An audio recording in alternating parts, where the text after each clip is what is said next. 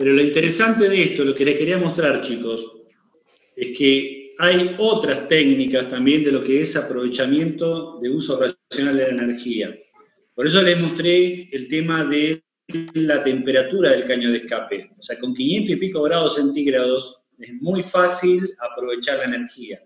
Cuando las energías son de baja temperatura, también hay posibilidades del aprovechamiento. E insisto, no estamos hablando de demasiada temperatura. Porque es la temperatura que uno utiliza para, digamos, en este caso una sopa, pero que me permite transformar energía. Esto que están viendo acá es un motor Stirling de baja temperatura, que no tiene un rendimiento demasiado bueno, debe andar en un 10% más o menos, pero funciona. Ya vamos a comer, ¿va a comer ahora? Es sopa. ¿Cómo?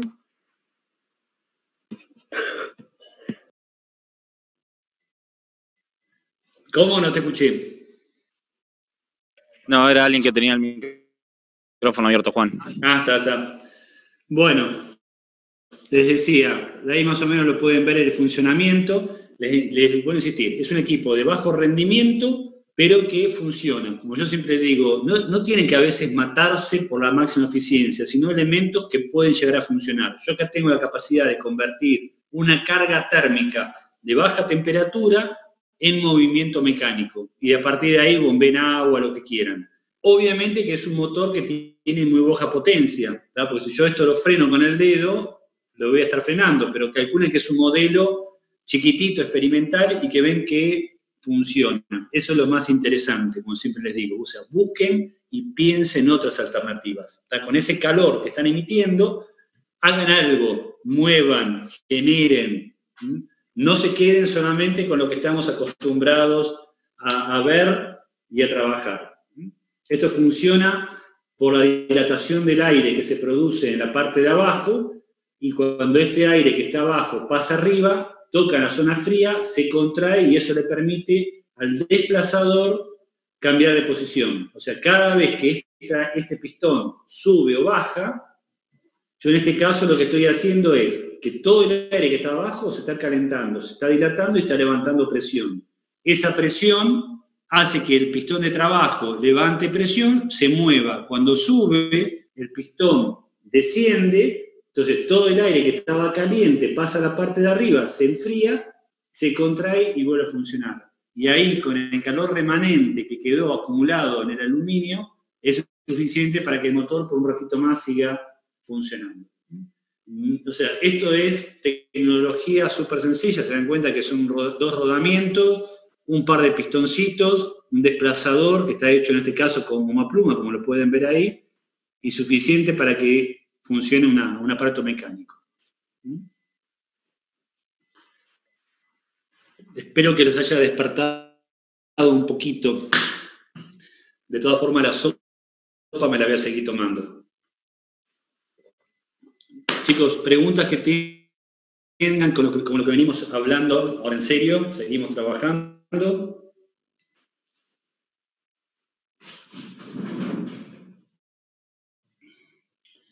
Vamos a invertir la cámara. Lo que vieron ahí es las luces colgando para que tengan más o menos buena iluminación. Y seguiremos trabajando con esta fórmula que nos sacó. ¿Preguntas que tengan? Sí, profe. Sí.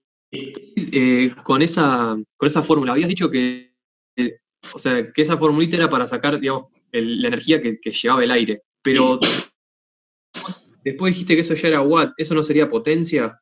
¿No sería la potencia del aire? Ya, pues potencia o energía. En este caso siempre se habla de potencia, si lo haces por tiempo, energía. ¿Tá? Okay. O sea, desde acá hasta acá es la energía o potencia que tiene una vena de aire. Ajá. Al aplicarle el rendimiento de la máquina, ya lo transforma automáticamente en potencia.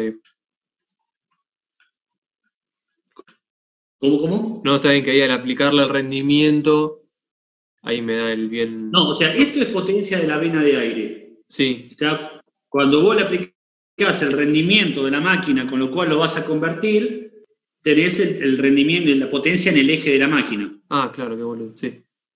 ¿Listo? Después de esto falta con qué lo vas a mover, si es un generador, una bomba de agua y cómo interactúa todo. Esto solamente en el rotor. Pero bueno, el punto es este. Si yo empiezo a analizar esta fórmula, esperen que a ver si lo puedo localizar.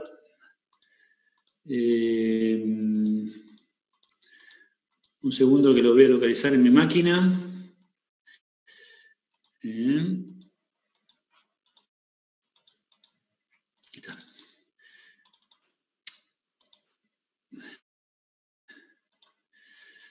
Bien.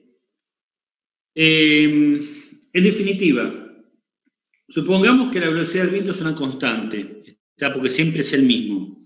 Yo resulta que tengo una pala que va a tener un determinado diámetro. Vamos a llamarlo diámetro igual a 1. ¿tá? Y esto va a tener una potencia, por lo que sea, de igual a 1. ¿tá? Potencia igual a 1 watt. Diámetro igual a 1 metro. Supongamos que yo ahora quiera aumentar al doble la potencia del molino con todo el resto de los parámetros iguales. Es el mismo molino, la misma densidad del aire, la misma velocidad. La única alternativa que tengo, ¿cuál es? Aumentar el diámetro del molino. ¿Estamos?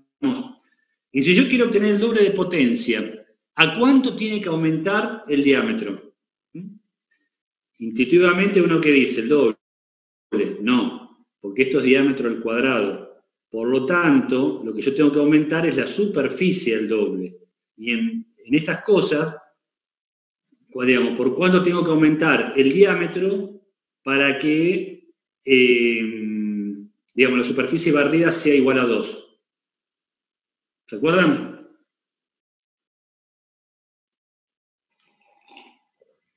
Por raíz de 2. ¿Cuánto vale raíz de 2?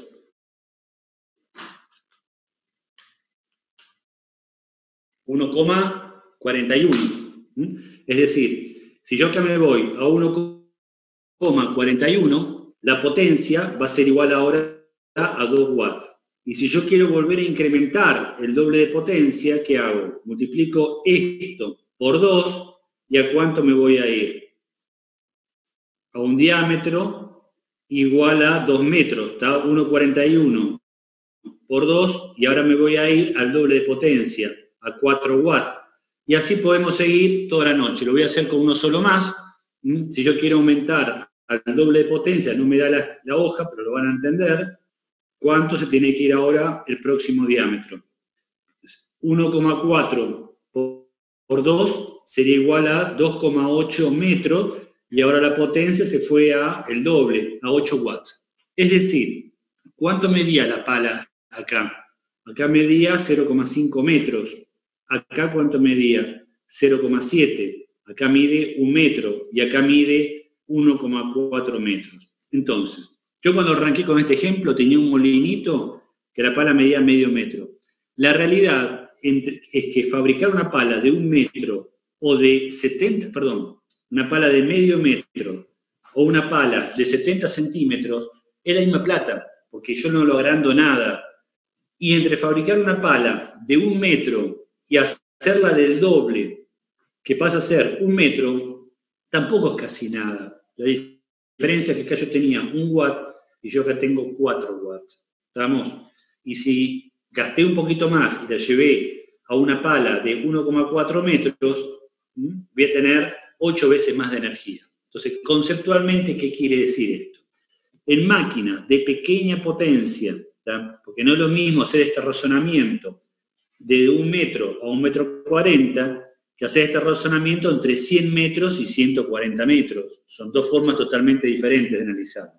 Pero en pequeña potencia, si ustedes incrementan el diámetro un poquitito, insisto, perdón que sea insistente, de 0,50 a 0,70, la potencia se incrementó el doble.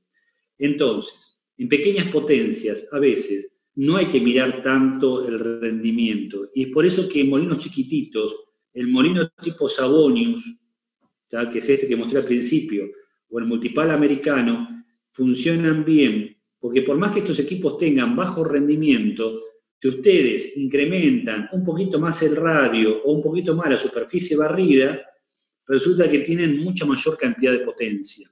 Por eso es que en pequeñas potencias, las pérdidas de rendimiento, uno las compensa con aumentar un poco lo que es la superficie. ¿Estamos? Si yo tengo dos formas, en el molino tradicional de campo no queda mucha alternativa más que sea proporcional. O sea, cada vez yo tengo que ir incrementando el círculo. Pero en el Savonius yo tengo dos posibilidades. Puedo hacer un Savonius así, ¿tá? Girando, digamos, de esta forma, o puedo hacer un Savonius de esta forma. ¿Tá? O sea, visto de arriba, ¿cómo sería esto? Así y así. Acá sería así y así. Estamos chiquititos. En definitiva, esta superficie es igual que esta superficie, pero son dos formas totalmente distintas de molinos. Este molino que tiene, al tener mayor radio, va a tener mayor torque, mayor par. Pero como la velocidad acá es igual a 1 y la velocidad acá es igual a 1, este molino va a tener mayor RPMs. Y este, como es más gordito, va a tener menor RPM. En definitiva, la potencia va a ser la misma. Lo que yo cambio es la forma en la cual entrego el torque y las revoluciones por minuto. Por lo tanto, yo con eso, ¿qué hago? Adapto el molino a lo que yo quiera usar. ¿Qué quiero? ¿Bomba de agua o quiero generador? Los generadores eléctricos, digamos, de bajo número de vuelta, son grandotes, pesados y costosos. Porque yo, ¿qué necesito? Necesito poner muchos imancitos norte-sur, toda la vuelta, con todas las bobinas, ¿no es cierto?, para que corte muchos campos de fuerza. ¿Por qué? Porque esto gira muy despacio. En cambio acá, por ahí, con dos imanes y las dos bobinas, sea suficiente para sacar de acá energía, porque esto gira muy rápido. Entonces, esto es un generador que es mucho más barato que esto. Y ahí es donde uno empieza a jugar. Si bien a esto ustedes le pueden llegar a poner acá una polea grande y acá una polea chiquitita para aumentar el número de vueltas, y acá le ponemos los dos imanes con sus respectivas bobinas, es decir, este mismo generador, esto hace que todos los rozamientos se multipliquen por la relación de multiplicación, con lo cual gran parte de la energía de este molino se va a terminar perdiendo en rozamientos en el equipo. Y ahí es donde yo pierdo. Por eso que es una relación muy delicada también y no es tan fácil estar adaptando cosas. ¿Se entiende estos dos conceptos?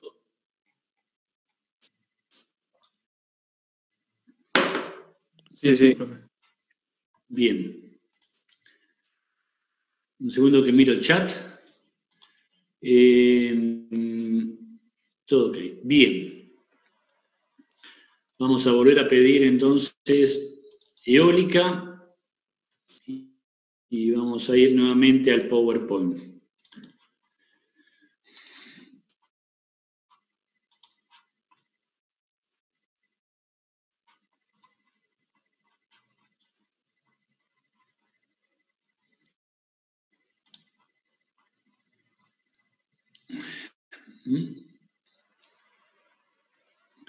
Entonces dijimos que ahora vamos a entrar en la otra pala, que es la pala aerodinámica.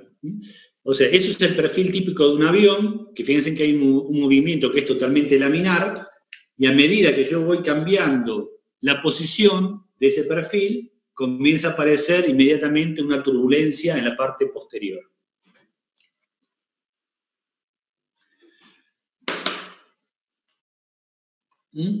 Eso, digamos, en forma de una fotografía lo pueden ver ahí, lo pueden ver con mejor calidad. Se dan cuenta que en ese caso el perfil alar no cambió drásticamente el ángulo, pero las turbulencias que se originan atrás sí aumentan en forma considerable. Si yo miro esto mismo, y a ver si funciona. Bueno, no quiere activar el video. Ahí está. Es digamos, lo mismo, pero funcionando en un túnel de viento con digamos, líneas pulsantes que se llaman. Ven como siempre, digamos, la mayoría de la gente ya escuchó que cuando el viento pasa por la parte de arriba, como a mayor velocidad que lo que pasa por la parte de abajo, va a originar una depresión. Entonces la presión atmosférica que se encuentra en la parte de abajo del perfil va a empujar el perfil hacia arriba y va a hacer que ese avión vuele.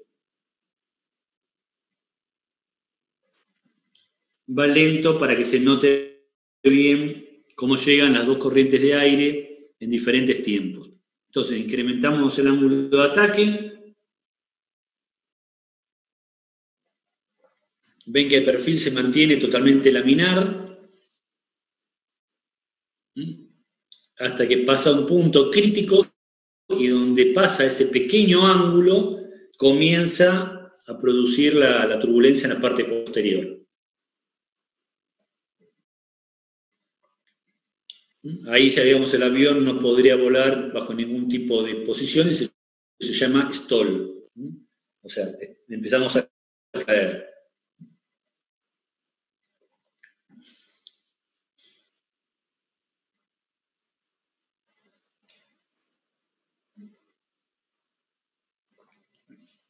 Me viene bien para terminar la sopa.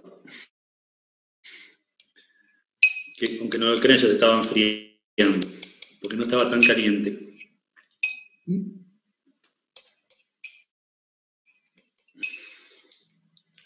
Bien, entonces vamos a intentar graficar esto que acaban de ver ustedes en esta curva. En el eje de las ordenadas, lo que tenemos es el ángulo con el cual incide el viento con respecto a la pala. Y en el eje de la Y vamos a tener dos escalas. Ve que acá dice CA y CW en dos escalas diferentes. ¿Qué es el A y el W? El W viene del alemán, como todos estos textos. ¿Se acuerdan que yo le dije que estudió todo esto era Albert Betz? Entonces, lamentablemente, chicos, son letras que provienen del alemán. Que es de la W, es de resistencia en alemán, que quiere decir Widerstand, con W. Entonces, la fuerza que se origina en la resistencia, que es esta, va a ser igual al coeficiente W, igual que el anterior, ¿se acuerdan? Densidad sobre 2 por la superficie por la velocidad al cuadrado. Y la fuerza que tira para arriba va a ser igual a la CA por la densidad sobre 2 por la superficie por la velocidad al cuadrado. Entonces, en este eje, ustedes van a leer o el CW o el CA, que es la sustentación. Evidentemente, lo que vieron ustedes recién, que tiene un determinado ángulo, y pasado el ángulo crítico, fíjense que son de 6 a 16 grados, la resistencia se dispara en forma considerable. Mientras que la sustentación, obviamente que siempre seguía subiendo. Lo que pasa es que si ustedes multiplican o buscan el lugar óptimo entre la sustentación y la resistencia, le va a quedar esta curva, que me está indicando que este perfil, en el punto de 6 grados, tiene esa sustentación máxima, ¿tá? Que es lo que va a permitir volar. Esta curva es solamente valedera para el perfil NACA 4412, cuyas medidas las tienen acá abajo. O sea, esto es el ancho de la cuerda, y ustedes saben que al 20%, o sea, si esto tiene 100, a los 80, perdón, o a los 20 de acá para acá, esto tendría 8 milímetros y acá abajo creo que son 2,4. Bueno, y así ustedes sacan este perfil, que es un perfil que está pensado exclusivamente para energía eólica, para los molinitos que no tienen sistema de variación de paso. Porque si vienen ustedes en un avión, no quieren que si la cabina se mueva un poco, el avión se caiga, en energía eólica yo produzco con ese efecto Stall la pérdida de potencia cuando el molino se quiere pasar de velocidad. Entonces, a ver, esto es un perfil que es exclusivo para energía eólica, el 4412, que no es bueno para lo que es un avión. Y repito, este ángulo que ven acá en el eje X es el ángulo con el cual incide desde el eje de la pala a la dirección del viento que está incidiendo sobre la pala. ¿Estamos? La dirección del viento que está incidiendo sobre la pala. Entonces, acá sería, digamos, el ángulo alfa. Esta es la cuerda del perfil. Cuando el viento incide con este ángulo, se va a producir esto que es lo que a mí me interesa, que es la fuerza de sustentación. A partir de este momento, se olvidan, por favor, de la resultante y de la W. ¿Estamos? A mí la que me interesa es, o la resultante también, porque en definitiva es lo que tira para atrás, pero a mí lo que me interesa es esta fuerza que está acá, que tiene que existir. Porque la pregunta del millón, que yo a veces les hago a los alumnos, pero acá no me voy a entrar a hacer demasiado debate. ¿Qué función cumple el motor de un avión? Si ustedes sacan el motor y lo ponen apuntando para arriba, el avión no va a volar. Entonces, la energía del motor, ¿en qué corno la gastan? Porque obviamente que los aviones tienen flores de motores que empujan bastante. Entonces, ¿en dónde se va toda esa energía? Bueno, ¿En la todo el mundo resistencia? sabe en qué resistencia. La W sería. La W. O sea, que el aire pase a mayor velocidad por acá arriba no es gratis, porque el aire va rozando y produce una W, una resistencia. Entonces, ustedes gastan la energía del motor para vencer el rozamiento del aire sobre la pala. Y eso va a originar una fuerza que es mucho más superior, que es la que hace que el avioncito vuele. Pero, digamos, esto es la necesidad para que se origine esto. Pero a partir de ahora, no lo usen porque se van a confundir en lo que viene ahora posterior. A mí la fuerza que me va a traccionar el molino va a ser esta fuerza A. ¿Está? ¿Se entiende? Vayan, por favor, a lo que es nuevamente, esperen que voy a modificar la posición del celular. No, lo voy a dibujar, sí. Vamos a mirar de vuelta lo que es el... No, vamos a seguir con esto. Ahora, olvídense por un segundo de lo que estuvimos hablando y vamos a otro ejemplo. Ustedes van andando en bicicleta en un determinado lugar, ¿tá? Con una banderita puesta en la bicicleta. Resulta que ahora ustedes están avanzando con la bicicleta y tienen un viento lateral. Entonces, ¿qué es lo que va a ver el ciclista? ¿De dónde va a venir el viento en la bicicleta? Por un lado tienen el viento que viene de frente y por otro lado tienen el viento que lo está empujando. La sumatoria vectorial de los dos vientos hace que para el ciclista el viento venga de este sentido. Ya el viento no viene más de frente, porque hay una composición de movimientos entre el movimiento de la bicicleta y el movimiento del viento original de donde venía. Y eso va a hacer que se produzca el karma de los alumnos, porque vamos a tratar de verlo en lo que es la pala del molino. Voy a hacer un cambio de pantalla nuevamente, un segundito.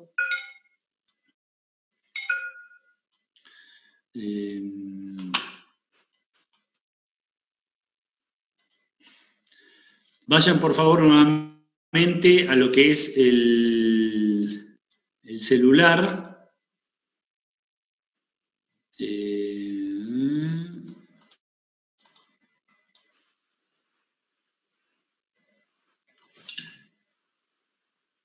Sí, ahí lo están viendo, ¿no?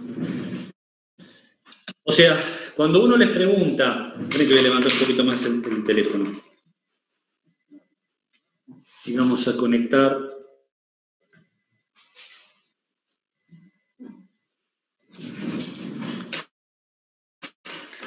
O sea, cuando uno, digamos, a esta altura, siempre hace la típica pregunta de cómo vuela un avión, o sea, todo el mundo dice lo siguiente: el aire que pasa por acá arriba pasa a mayor velocidad que el aire que está acá abajo, entonces como se produce una depresión, la presión atmosférica se va a encargar de empujar el ala para allá, ¿tá? Y el avión estaría avanzando más o menos en este sentido, a aproximadamente esos 6 grados que avanzaba. ¿Estamos? Obviamente que cuanto esto más esté así, más fuerza de sustentación va a producir, pero también aumenta la resistencia, ¿tá? Entonces está ese ángulo óptimo que eran esos 6 grados de incidencia. Suponiendo que esto fuese un avión. Ahora, miren esto y miren lo que es la pala del molino, que lo voy a poner en la misma posición para que lo vean mejor. Entonces, si esto es un generador, y les puedo asegurar que esto funciona, y esto es el perfil alar, que ven que es lo mismo que les mostré recién, pero esto está ampliado para que lo vean mejor. Entonces, ¿cómo hicimos para llegar con la pala? Está prácticamente bien paralela al eje. No es que esta pala esté puesta así para que esto pueda funcionar. ¿Estamos? ¿Y para dónde va a salir la fuerza, el vector? Si acá tienen la parte que es gorda, ¿ven? Que es, digamos, la parte de atrás donde está el generador, la fuerza de esa resustentación, ¿dónde se va a producir? Aproximadamente en este punto que está acá. Entonces, ¿esto qué va a originar? Una fuerza que se va a ir hacia el eje del generador y otra fuerza, como está en este sentido, que es la que va a traccionar la pala y la va a hacer girar en este sentido. Pero ven cómo está en la posición totalmente alocada que está esto. Bueno, recuerden siempre que el viento va a venir de este lado, ¿no es cierto? Y la fuerza de sustentación se va a producir en este sentido. Olvídense, por favor, de la resistencia que viene acá atrás. Concéntrense solamente en esta fuerza. Vamos de vuelta al PowerPoint.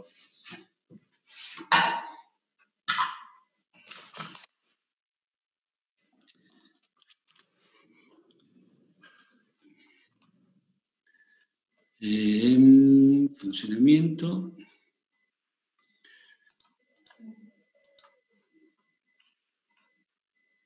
Pantalla.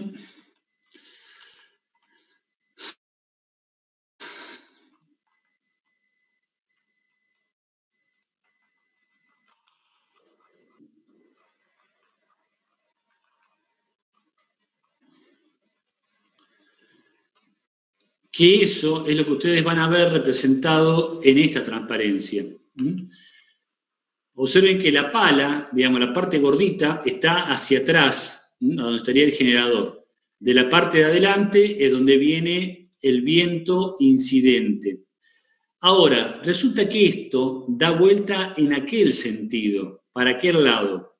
Entonces, para un observador que está acá, ¿qué es lo que aparece? El viento de la bicicleta que viene en este sentido. Por lo tanto, ¿qué viento ve la persona que pedalea? Tengo el viento lateral, el viento real de la naturaleza, y el viento que se va a originar por el movimiento de la bicicleta, en este caso por la rotación del eje que va en este sentido. Por lo tanto, el viento real que ve la pala empieza a tomar esta posición. Ya no es más el viento que traía la naturaleza. Y encima es la sumatoria vectorial del viento de la naturaleza más el viento de rotación. Entonces, esto que está acá es lo que empieza a incidir sobre el perfil alar, va a producir la sustentación y la descomposición vectorial de la sustentación es la que va a producir la fuerza, que es la que se va a encargar de mover el molino en este sentido. ¿Qué va a ocurrir encima de todo esto, para la desgracia de nuestros alumnos? La pala es larga, ¿no es cierto? Entonces, la velocidad del viento que incide en la naturaleza es siempre la misma, ¿tá? Es la velocidad, en este caso, 1. Pero como la velocidad tangencial, que es esta, ¿tá? Esto va a estar girando en aquel sentido. Como esto tiene mucho radio, acá la velocidad es altísima, menor y menor. Por lo tanto, la sumatoria vectorial ven que son diferentes, con los cuales los vectores tienen diferentes longitudes y diferentes ángulos de incidencia con respecto al eje de la pala. Por eso es que para darle buen rendimiento, la pala hay que torsionarla, ¿tá? Para que tenga, digamos, el mismo ángulo de 6 grados en toda la longitud de la pala. Y eso va a ser lo siguiente. Vamos a tratar de verlo con esto. Después pasaremos de vuelta para atrás. O esto. Vamos a empezar por este. No, por este.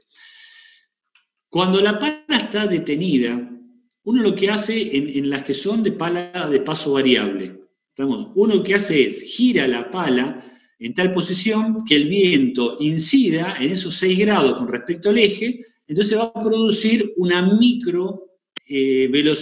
microfuerza. ¿Por qué? Porque el vector viento es solamente esta longitud, porque la pala está quieta, no se está moviendo.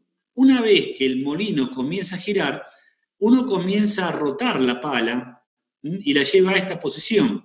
Y lo van a ver mejor quizás en esta otra. No, a ver, vamos a seguir en esta.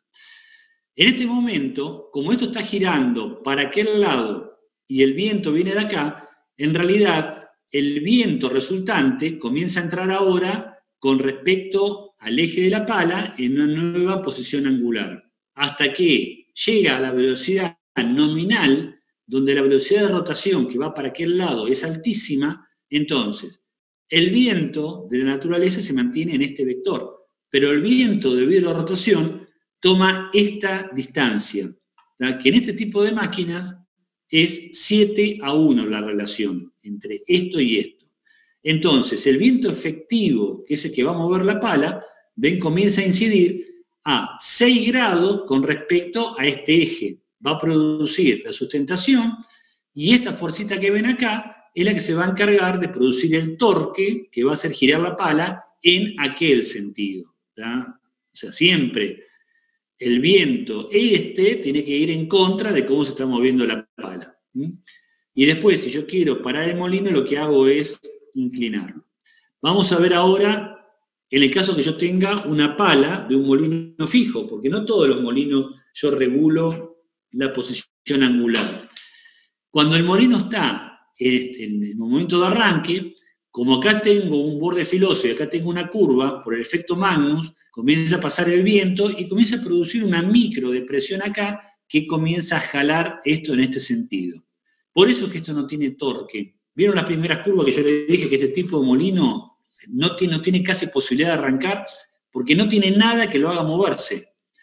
Una vez que el molino arrancó, esta figura es exactamente igual que la de recién, porque está en su posición de trabajo. Pero ¿qué ocurre si alguien se chorea las baterías del molino eólico, se corta un fusible y el generador se queda sin carga? Automáticamente el molino empieza a ganar demasiadas vueltas y eso hay que frenarlo. Entonces, cuando esto incremente su velocidad demasiado, lo que yo estoy haciendo es variando el ángulo de incidencia del viento efectivo con respecto a la rotación. Y ahí es donde, ni bien empiezo a avanzar, comienza a aparecer la turbulencia en la parte de atrás. Por eso que es tan fundamental que ni bien, digamos, cambia el ángulo, aparezca esa turbulencia. ¿Estamos? ¿Se acuerdan que era cuestión de 5 grados, 6 grados más y aparece la turbulencia? Entonces, repito, cuando la velocidad de rotación aumenta, porque se descontrola el equipo, aumenta este vector. Por lo tanto, la velocidad del viento de la naturaleza sigue siendo la misma, con lo cual estamos cambiando el ángulo con el cual ingresa el viento en la pala. Y ahí se produce lo que es la turbulencia, que acá lo pueden ver de otra forma, pero para acá es lo mismo.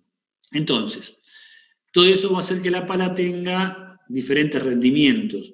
Y lo que pueden ver acá es, si la pala tiene 3 palas, 2 o 1, cómo varía el rendimiento global del sistema. Obviamente que cuanto más palas tenga, mejor el rendimiento, pero tampoco es que incrementa en forma abismal. Las 3 palas es por otra cuestión. Cuando esto va girando, va produciendo unas grandes turbulencias, como lo pueden ver acá en todas estas imágenes. Si yo le pongo más de 3 palas, la turbulencia de la primera pala impacta sobre la segunda y genera demasiadas vibraciones. Después vuelvo a esa parte. Observen este detalle. En esta gráfica, que se ve mejor, en la parte de abajo es velocidad típica de punta de pala, es decir, la relación entre la velocidad del viento y la velocidad de giro, y resulta que cuando yo estoy trabajando en velocidades del orden de 6 a 8, que es como trabajan estos molinos, a partir de, una pala sí que hay un cambio, pero a partir de 2 a 12 palas, no es que el rendimiento cambie en forma abrupta, ¿no? O sea, el rendimiento se mantiene más o menos constante. Por eso es que la mayoría utilizan 3 palas. Pero aparte de eso, insisto, es una cuestión de momento angular con respecto a la torre. Vamos a seguir con esto. Por eso que esta misma curva, ahora la vamos a mirar desde otro punto de vista. Cuando yo digo que acá tengo 8, 10, es la velocidad típica de punta de pala. Esto no es ni revoluciones ni velocidad del viento. Esto quiere decir que este molino está girando a 10 veces la velocidad del viento. Y un viento de 10 metros por segundo es la velocidad nominal ideal para este tipo de equipos. Calculen que la pala va a 100 metros por segundo cuando estoy trabajando acá. O sea, la distancia de una cuadra en un segundo. Son equipos muy, muy rápidos y por eso que son ruidosos. Son 200, 300 kilómetros por hora que va a la punta de la pala, por más que ustedes vean que eso gira despacito en la atmósfera. ¿Estamos? Entonces, en todos estos equipos, hasta que no arranca y no comienza a girar, no aparece ese viento inducido. Y hasta que no aparece ese viento inducido, no aparece la fuerza. Esto es lo más loco que tiene este tema y por ahí lo hermoso que tiene este tema. Porque, insisto, este viento que es el que hace andar la pala, ¿por qué? Porque las fuerzas que se originan son al cuadrado con respecto a este viento. Resulta que este viento es 7 veces más que la velocidad del viento natural, porque es la sumatoria vectorial entre el viento que incide y el viento debido a la rotación. Y eso por ahí es, digamos, de los puntos más lindos que tiene este tema. Estamos en esta otra transparencia, van a ver diferentes molinos con diferentes rendimientos máximos.